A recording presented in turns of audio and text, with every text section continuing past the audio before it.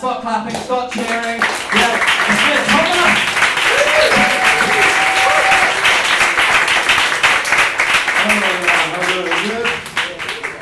Are we good? Yeah. There we go. Good to be here. My name is Esteve, Tomas. I'm 25 years old. I'm from Andorra and I'm very horny. Not related to Jack, thank you. Yeah, it's good to be horny though. Like, I think it's good to be horny nowadays. Someone's loving my joke already. It's good to be horny nowadays because there's the thing now that all my friends, every time there's a new app, they run to recommend it to me. And I got recently recommended this app called Field. Yeah. Do you have anyone from here apart from you familiar with Field? Woo! Yeah, okay, well, found the pics. Okay, yeah, Field is dating app for people that just want to have sex. But I like to describe it as the final boss from dating apps, because I think that if you're there, it's because you finished all the other ones, you know? You're gonna finish Hinge, Tinder, Bumble, Spare Room, all of that. It's a weird vibe, I swear. But I like being horny, it's fine, I guess. Had a thought about being horny last week because I had to go to Horniest People Church. I don't know if any of you have been there, but I was born and raised Catholic, so I used to go a lot to church when I was young. And it wasn't until last Sunday that I felt that same sense of communion when I got into the waiting room of a sexual health clinic. Yeah, I don't know if you've been there, but everyone there looks at you like, welcome brother, we know what you're there for. It's a weird vibe, but I enjoyed it. Also, if you're there on Sunday mornings, probably because you want to get rid of your sins. And it always ends with an old man rubbing your balls. So yeah, it felt a lot like church to me. Yeah. Alright. So I'm horny, going on dates. Well, I used to go on a lot of dates, and that's the thing about dates.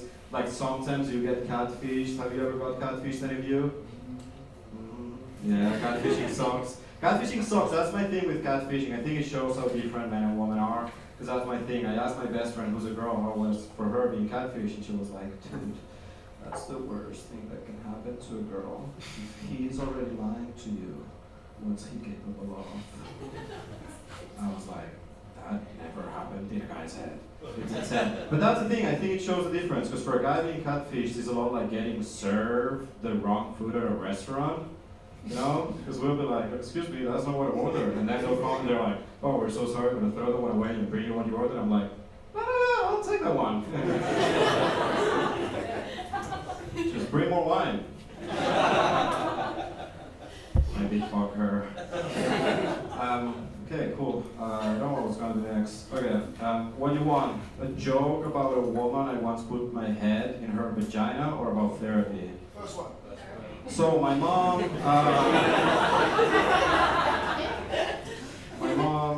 I'll make the therapy one later, but my mom, she's great, my mom's great, she's a cool mom, but she's a really old school mom. She's one of these old school moms that they don't know how to talk about feelings, and my dad died when I was 10 years old, and listen, that's like a great time to talk about feelings. But I don't judge her because she tried. I remember she sat me down, because I'm an only child, she's a whole lot of trauma, and she was like, okay buddy, listen, so your dad's no longer with us, so now it's just you and I, so you better fucking behave, alright?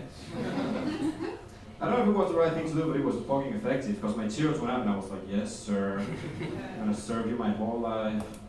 Alright, that joke didn't land. It looks like you're not coming home with me, buddy. Okay, so therapy. I'm going to therapy too. I've been going to therapy for the past 2 years. I started going to therapy because I'm very hypochondriac. I'm a very hypochondriac person. If you've never been to therapy, first therapy session is like a very awkward first date where you're talking the whole time and the other person's nodding. And at some point I mentioned, oh, by the way, my dad died when I was 10 years old. And she was, I'm so sorry to hear that, but I'm sure you've been to therapy already to handle that. And I told her I'd actually never been to therapy. And she had to hide her excitement. She was like, what?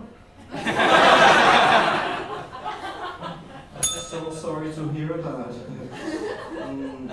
Oh my god, that's the thing, she's the one benefiting from my dad's will. It's very weird. And also I knew it was a good client, because by the end of that first session, she said goodbye to me like a sports agent who just signed a Prodigy kid.